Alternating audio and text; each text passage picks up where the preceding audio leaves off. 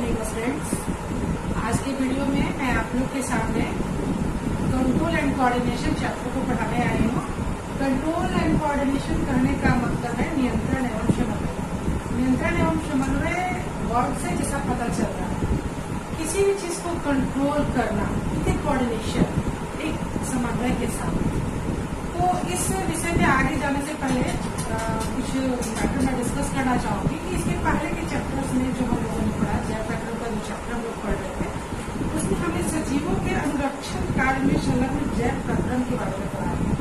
अनुरक्षण मतलब कि जीवन के लिए जो भी जरूरी प्रक्रम, उसके बारे में श्वसन, परिसंचरण, पाचन इत्यादि जैव प्रक्रम के बारे में इसके पहले के अध्याय में हमने पढ़ा था। तो इसके अगर हम विचार करें तो सजीव वस्तु में गतिशीलता मतलब कि किसी वस्तु के सजीव होने को हम उसकी गति से जोड़ते हैं। आप ले सकते हैं कि एक पौधा जब वृद्धि करता है, यानी एक पौधा जब बढ़ता है तो उसमें वो उसकी वृद्धि के कारण होता है। कहने का मतलब एक बीज में जब अंकुरण होता है और वो मिट्टी से बाहर निकल कर आता है और वो जैसे जैसे उसमें वृद्धि होती है वैसे वैसे वो बढ़ता है, तो उसमें गति आती है, गतिशीलता आती है। लेकिन यहाँ पे एक कहने की बात है कि ये जो गतिशीलता है ये वृद्धि के कारण, ग्रोथ के कारण। लेकिन क्या सभी जीवों में जो गति होती है वो वृद्धि के कारण होती है? वो नहीं, ऐसा नहीं है। कुछ प्लांट्स और लगभग सारे जीवों जो गति होती है वो वृद्धि से रिलेटेड, यानी ग्रोथ से रिलेटेड नहीं होता है। वो वृद्धि, उनकी जो गति होती है वो और दूसरे कारणों से रिलेटेड, मतलब कि उनके पर्यावरण में होने वाले परिवर्तन से रिलेटेड होता है। जैसे कि और कुछ गति को हम लोग अगर समझना चाहें तो जैसे एक बिल्ली का दौड़ना, भैंस का जुगाली करना, और या फिर किसी बच्चे का झूले पे झूलना, तो ये सब गति का ही उदाहरण है और ये सजीवों का एक पहचान है, उनकी सजीवता की निशानी है। लेकिन यहाँ पे कोई भी गति वृद्धि से संबंधित नहीं है।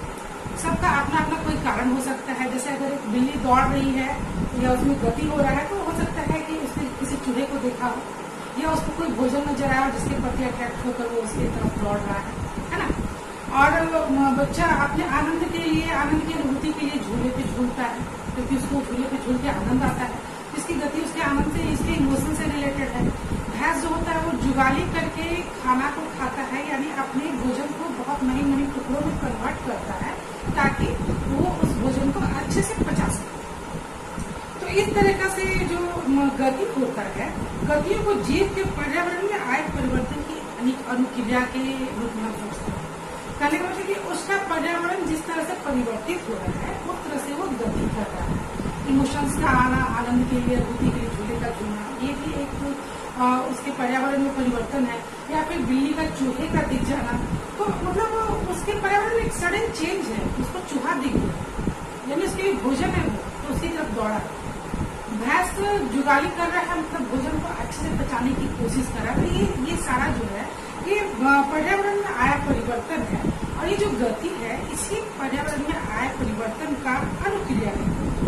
तो इस तरह से हम गति को सजीवों द्वारा किए गए ऐसे प्रयास के रूप में सोचते हैं जिसमें उनके पर्यावरण में हुए परिवर्तन उनके लिए लाभकारी, यानी कि इनका जो परिवर्तन उनके लिए, जिसके लिए गति कर रहे हैं, वो लाभकारी होता है। वो किसी न किसी तरीके से उनको प्रॉफिट देता है। जैसे आप देखिए कि सूर्य की रोशनी में पौधों का बढ़ना, आप जब सनलाइट में कोई पौधा रखते हैं तो आप देखिए कि सूर्य की रोशनी को निरंतर उसमें वृद्धि होती है। तो ये उनकी ग्रोथ, यानी कि उनके ये जो गति है उनको कहीं न कहीं ग्रोथ दे रहा है, उनको लाभ दे रहा है।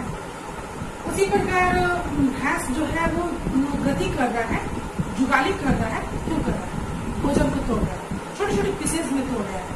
क्यों? ताकि भोजन को आसानी से पचाया जा सके। कहने का मतलब कि किसी न किसी तरीके से गति उनको लाभ दे रहा है। बिल्ली चूहे को देख के दौड़ रही है। क्यों दौड़ रही है?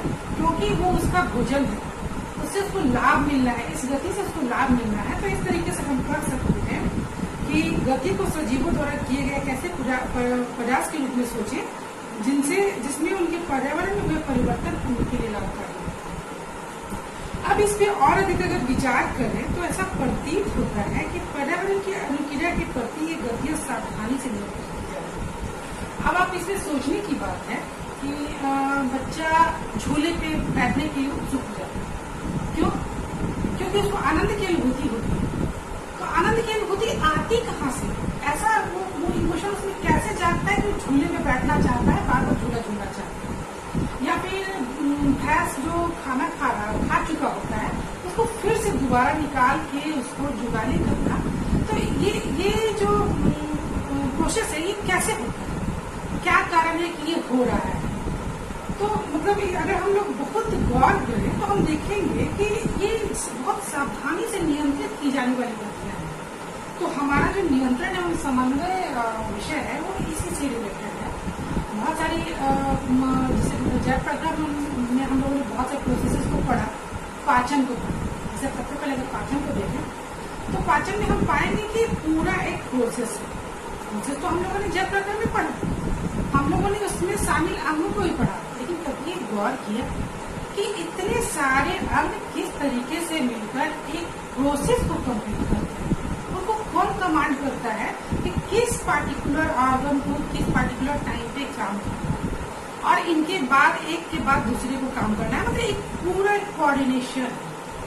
कहने का मतलब कि इनमें एक कंट्रोल भी है, एक कोऑर्डिनेशन भी है, यानी नियंत्रण है और एक समन्वय है। तो यही हमारा नियंत्रण है।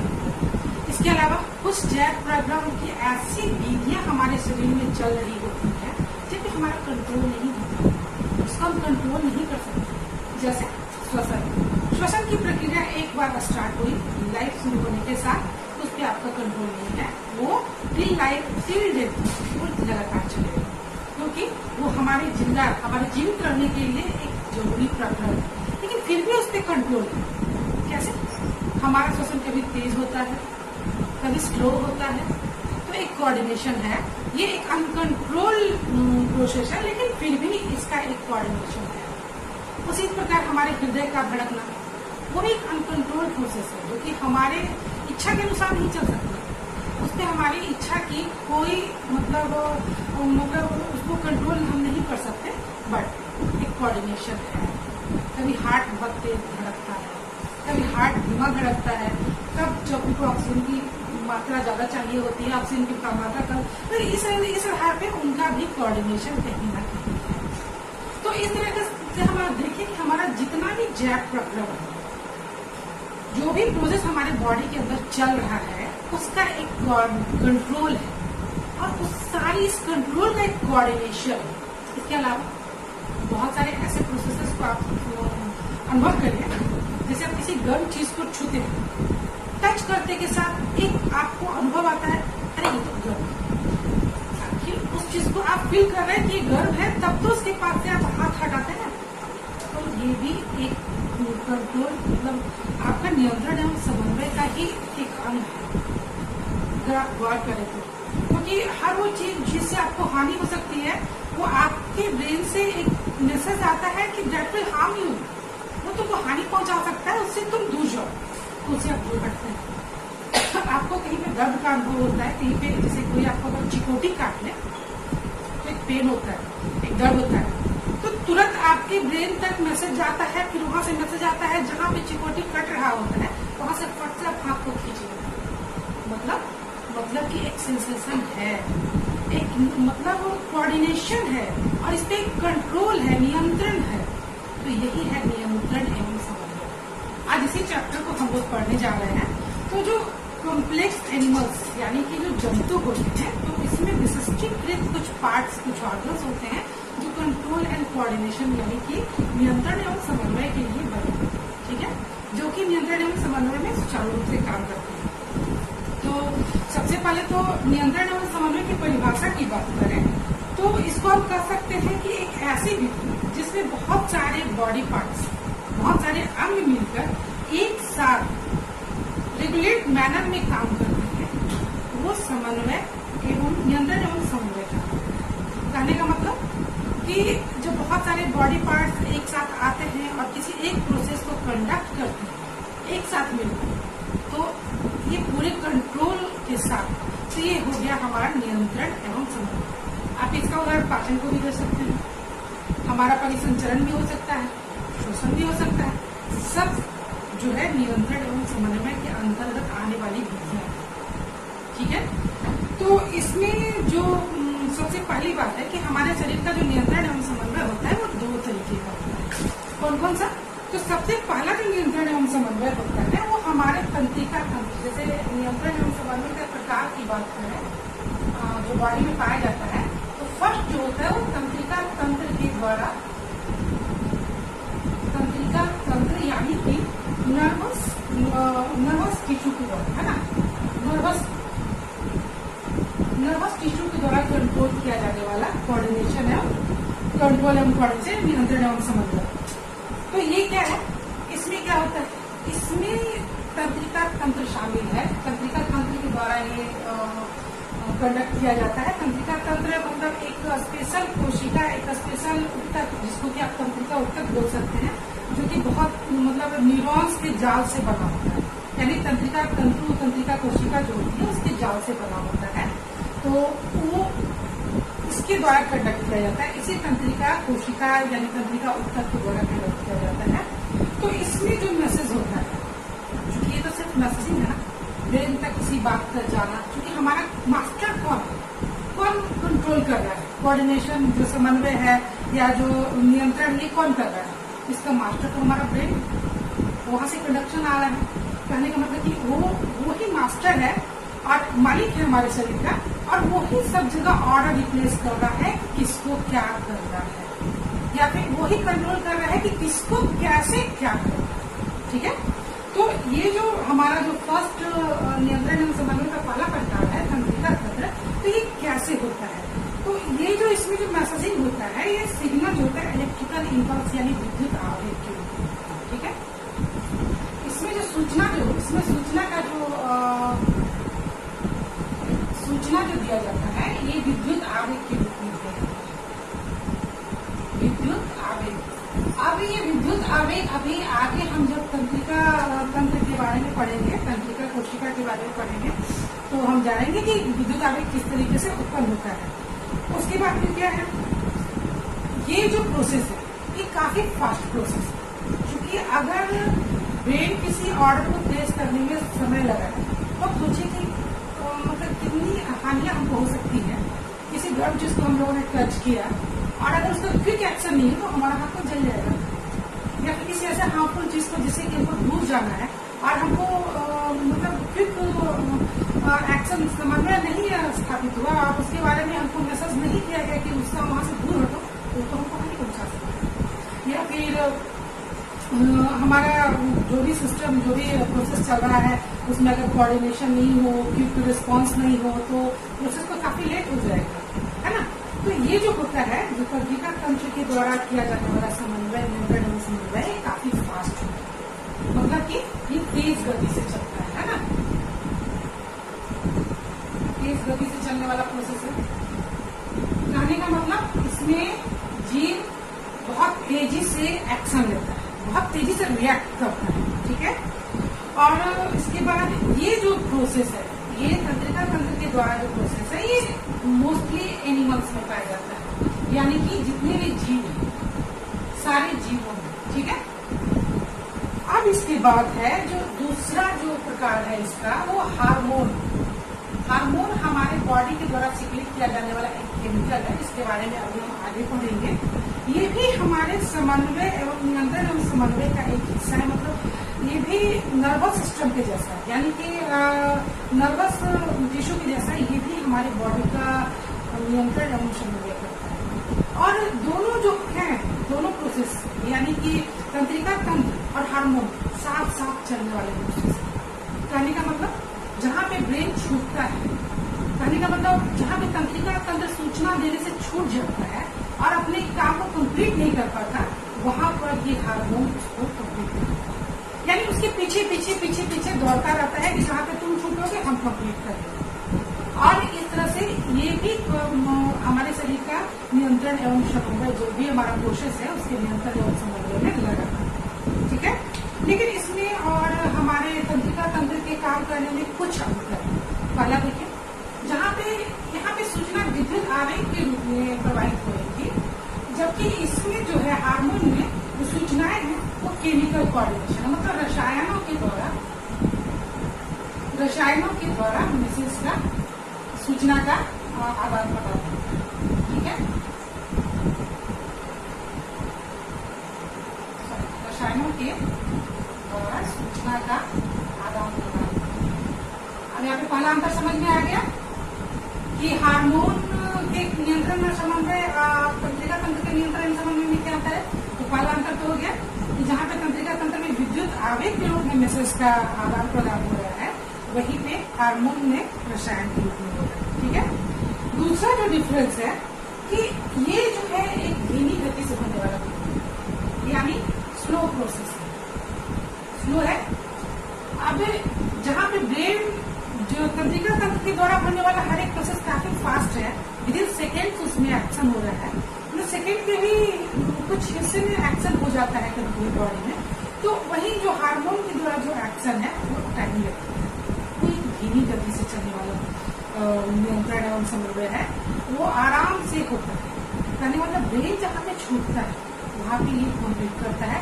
और जैसे आप अपनी सिमेट्री को देखें, बॉडी की सिमेट्री को, अपने दाहिने हिस्से को मिला है, अपने बाएं हिस्से को मिला है, शायद ही कोई ऐसा पार्ट होगा जिस तरह से हार्मोन के द्वारा जो नियंत्रण एवं समन्वय होता है वो एक धीमी गति से होने वाला प्रोसेस है, लेकिन वो भी हमारे तंत्रिका तंत्र के द्वारा किए जाने वाले नियंत्रण एवं समन्वय के पैरेलल हो जाता है। कहने का मतलब दोनों एक दूसरे के भाई हैं, एक दूसरे के पूरक हैं। अब यहाँ पे हार्मोनल नियंत्रण एवं समन्वय के बारे में एक चीज मैं बताना चाहूंगी कि अपनी बॉडी के सिमेट्री को दिखाना चाहिए, दाहिना बायां, शायद ही कोई ऐसा पार्ट या फिर नहीं है आपकी बॉडी में जो कि दाहिना अंग आपके बाएं अंग से अलग है। दाहिने हाथ के 5 उंगली को लाइए, फिर आप बाएं हाथ के 5 उंगली को लाइए, आप देखेंगे कि हर एक उंगली का लेंथ एक जैसा है। आपका हर एक दाएं पार्ट का जो भी ऑर्गन है वो बाएं पार्ट के हुबहू है। मतलब क्या है, ये सिमेट्री, ये जो ग्रोथ है ये कंट्रोल वे में हुआ है। किस पार्ट को कितना बढ़ना है ये तय है। ये कौन तय करता है, ये हार्मोन तय करता है। मतलब वृद्धि से रिलेटेड जो भी आपका नियंत्रण और समन्वय है वो हार्मोन के द्वारा तय किया जाता है ना। उसी प्रकार आपका जो भी है, आप अपने प्राण को मिला लें या फिर किसी पार्ट को मिला लें, सबका ग्रोथ आपका एक जैसा मिलेगा, यानी कि इनका जो वृद्धि है वो एक नियंत्रण एवं समन्वय के अंतर्गत हुआ। तो इस तरह के होने वाले जो कंट्रोल एंड कोऑर्डिनेशन ये हार्मोन्स के द्वारा किए जाते हैं, और एक बहुत धीमा प्रोसेस है, मतलब आराम से होने वाला प्रोसेस है। और मोस्टली ये प्लांट्स में पाया जाता है, क्योंकि प्लांट्स में नियंत्रण एवं समन्वय के लिए कोई खास ऑर्गन मौजूद नहीं होता है। प्लांट में ये हार्मोन ही होते हैं जो नियंत्रण एवं समन्वय का कार्य है ना। तो ये पौधों में पाया जाता है, पौधों में मोस्टली पाया जाता है, मतलब पौधों में मुख्य रूप से पाया जाता है। पाया तो जीवों में भी जाता है, दोनों में पाया जाता है, लेकिन पौधों में मुख्य रूप से पाया जाता है ना। अब इसके आगे चले थोड़ा, इसके बाद ये तो हो गया हमारा कोऑर्डिनेशन कितने तरह का होता है। आगे के चैप्टर में जैसे जैसे आगे पढ़ेंगे हम अभी तंत्रिका तंत्र के बारे में पढ़ेंगे कि किस तरह से तंत्रिका तंत्र हमारा कार्य करता है, और इसके बाद फिर धीरे धीरे आगे बढ़ेंगे और हम इसके बारे में भी जानेंगे प्लांट के। मतलब मोटा मोटी इस चैप्टर में हम human nervous system, reflex art, human nervous system से रिलेटेड जो भी चैप्टर जो भी है आपका spinal cord, reflex art, brain और उसके अलावा ब्रेन कोऑर्डिनेशन, इन सब के बारे में पढ़ेंगे।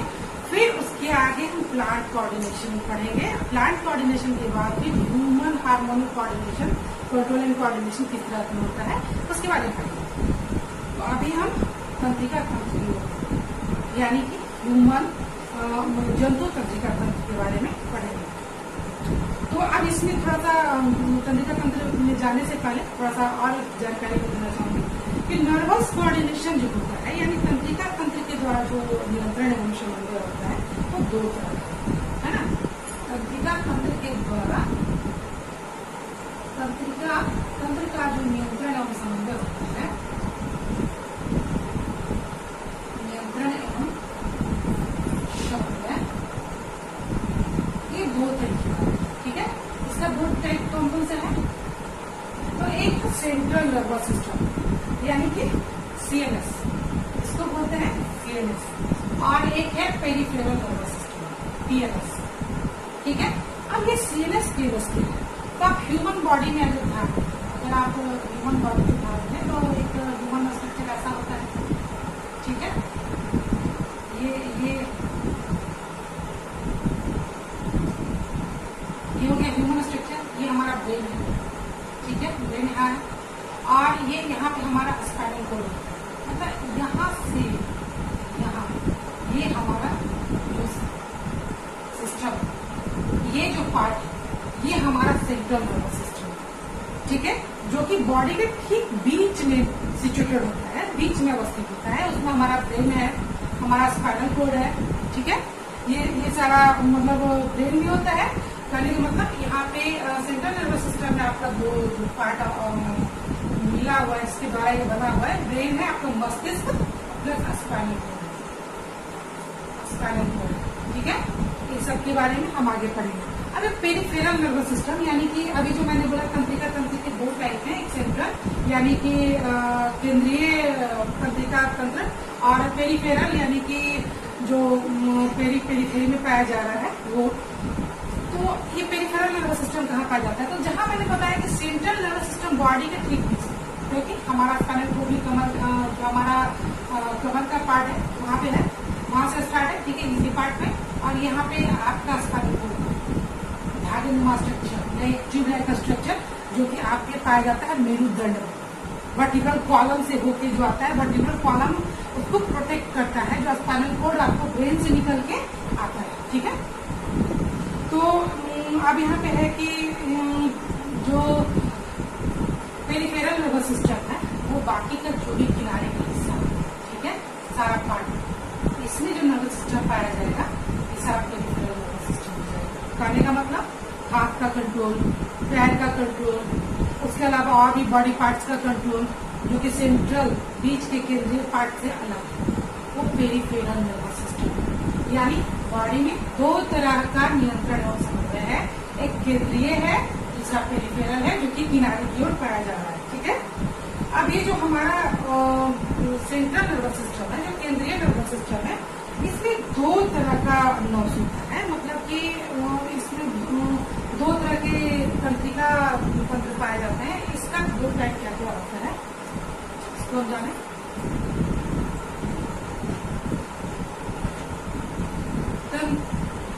सेंट्रल नर्वस सिस्टम के दो टाइप्स हैं, इसमें सीएनएस जो मैं बता रही हूँ, सेंट्रल नर्वस सिस्टम, इसके दो टाइप में। सबसे पहला तो है क्रेनियल नर्व्स।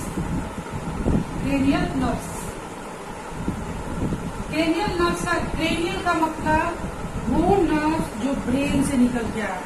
क्रेनियल का मतलब ही मस्तिष्क होता है, तो मस्तिष्क से निकलने वाला नर्व्स है ना, वो हो गया क्रेनियल नर्व। ये नर्व्स का मतलब हमारा तंत्रिका उत्तक की बात हम कर रहे हैं, जहाँ पे नर्व्स है वहाँ पे तंत्रिका कोशिका, तंत्रिका उत्तक की बात हो रही है। तो ब्रेन से निकलने वाला जो तंत्रिका कोशिका है ना, वो क्रेनियल नर्व्स, वो सेंट्रल नर्वस सिस्टम का हिस्सा है। सेंट्रल नर्वस सिस्टम जो बॉडी के बीच में पाया गया। ठीक है, अब ये एक तो हो गया क्रेनियल नर्वस सिस्टम यानी क्रेनियल नर्व्स हो गए, और दूसरा हो गया स्पाइनल नर्व्स। चूंकि मैंने बताया ना, मैंने क्या बोला, जो हमारा सेंट्रल नर्वस सिस्टम है, सेंट्रल नर्वस सिस्टम के में दो पार्ट विभाग होते हैं, एक हमारा ब्रेन मस्तिष्क और दूसरा स्पाइनल कोड। ठीक है, स्पाइनल कोड विभाग होता है। तो ये जो स्पाइनल कोड और ब्रेन है उनसे अलग अलग नर्व निकलते हैं। तो मतलब कि जो हमारा सेंट्रल नर्वस सिस्टम है उसमें दो तरह के नर्व हो गए, एक तो क्रेनियल नर्व हो गए जो ब्रेन से निकलने वाला है। ठीक है, फ्रॉम ब्रेन मतलब मस्तिष्क से निकलने वाला, फ्रॉम ब्रेन से निकलने वाला, राइट। अब स्पाइनल नर्व जो होता है ये स्पाइनल कोड के द्वारा निकलने वाले नर्व, स्पाइनल कोड के द्वारा निकलने वाले। अब ये स्पाइनल कोड से जो निकलने वाले नर्व्स हैं ये बॉडी के डिफरेंट पार्ट्स में, ठीक है, और पेरिफेरल नर्वस सिस्टम से अटैच होते हैं। तो ये हो गया हमारा नर्व्स का। अब है पेरिफेरल नर्वस सिस्टम की बात करें तो हमारा था सेंट्रल नर्वस सिस्टम। अब पेरिफेरल नर्वस सिस्टम कंफ्यूज नहीं होना है, कंफ्यूज इसलिए नहीं होना है कि बताने के तरीके से अगर आपको ऐसा लगे कि कंफ्यूजन है तो you may ask the questions, आप रेगुलर पूछिए। ये जो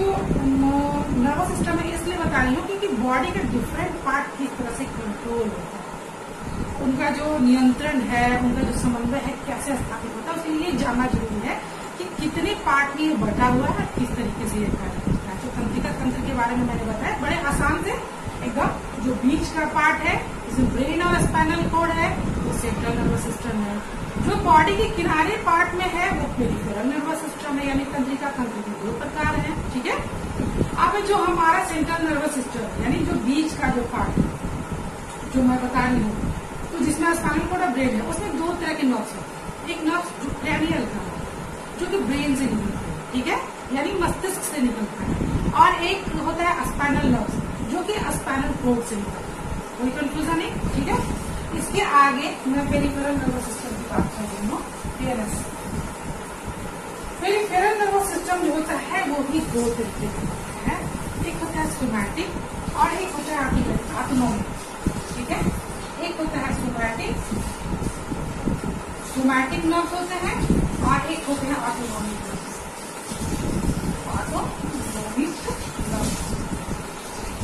अब ये सोमैटिक नर्व्स क्या होता है?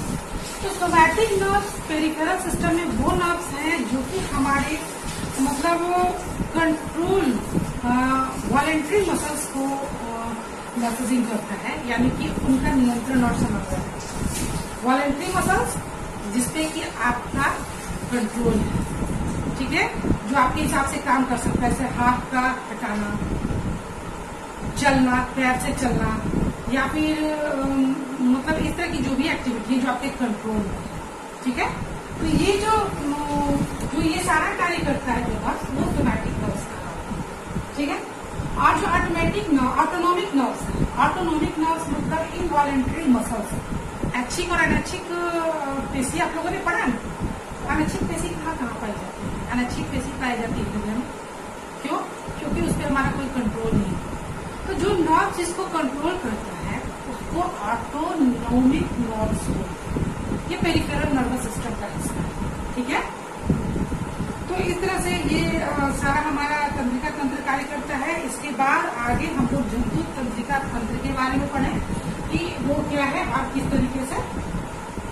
कहने का मतलब जंतु तंत्रिका तंत्र किससे बना होता है, उसका स्ट्रक्चर क्या है और वो कैसे फंक्शन करता है, इसके बारे में थोड़ा हम जानते हैं।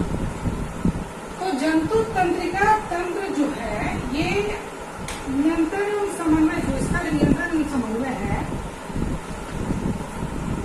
पेशी, इसका नियंत्रण एवं समन्वय तंत्रिका तथा पेशी तक के द्वारा किया जाता है। ठीक है, जंतु तंत्रिका तंत्र में जो नियंत्रण एवं समन्वय जो होता है वो समन्वय तंत्रिका तथा पेशी उत्तक के द्वारा किया जाता है। तंत्रिका और पेशी उत्तक का क्या कॉम्बिनेशन, क्या कोऑर्डिनेशन है, इसके बारे में हम बात करते हैं, है ना। तो सबसे पहले आई थिंक आज चैप्टर थोड़ा बड़ा हो रहा है। नेक्स्ट मैं जंतु तंत्रिका तंत्र के बारे में अगले वीडियो में बताऊंगी विस्तार से। Thank you.